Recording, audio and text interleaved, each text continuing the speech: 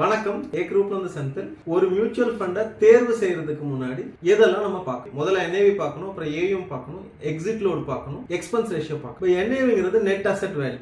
நம்மளோட இன்வெஸ்ட்மெண்ட்டை NAV-யா தான் உங்களுக்கு தெரியும். இப்போ NAV எப்படி கால்குலேட் ஆகும்னா, நம்ம கையில எவ்வளவு யூனிட்ஸ் இருக்கு இன்டு NAV என்ன, அதுதான் நம்மளோட மொத்த பணம். ஸோ அதுக்கு அடுத்தது வந்து AUM. AUMங்கிறது asset under management. For example ICICI பார்த்தீங்கன்னா 1 லட்சம் கோடி மேனேஜ் பண்ணுவாங்க. இல்ல அந்த ஃபண்ட் கம்மியா மேனேஜ் பண்றாங்கன்னா நிறைய இன்வெஸ்டர்ஸ் இருக்க மாட்டாங்க. நிறைய இன்வெஸ்டர்ஸ் இருந்தா தான் AUM கூடுதலா இருக்கும். ஸோ நம்ம எந்த ஃபண்ட் சேஃபஸ்ட் இன்வெஸ்டரா AUM எது ஜாஸ்தியா இருக்கோ அது நம்ம தேர்வு செய்யும். எக்ஸிட் லோட், ஒரு வருஷத்துக்கு முன்னாடி அந்த ஃபண்ட்ல இருந்து நம்ம வெளியே வந்தோம்னா நம்ம எக்ஸிட் லோட் பே பண்ண வேண்டியது இருக்கும். நாலாவது நம்ம பார்க்கறது எக்ஸ்பென்ஸ் ரேஷியோ. எக்ஸ்பென்ஸ் ரேஷியோனா கம்பெனி எவ்வளவு எக்ஸ்பென்ஸ் சார்ஜ் பண்றாங்க அப்படிங்கறது பார்க்கறது தான் அந்த எக்ஸ்பென்ஸ் ரேஷியோ. எந்த ஃபண்ட் கம்மியான எக்ஸ்பென்ஸ் ரேஷியோ சார்ஜ் பண்றாங்களோ அந்த ஃபண்டை நம்ம தேர்வு செய்யலாம். நம்ம குறிப்பிட்ட மாதிரி இந்த 4 சீக்வன்ஸையும் நம்ம வச்சு நம்ம ஒரு மியூச்சுவல் ஃபண்ட்ஸை தேர்வு செய்யலாம். இது போன்ற தகவலுக்கு ஏ குரூப் சேனலை சப்ஸ்கிரைப் பண்ணுங்க.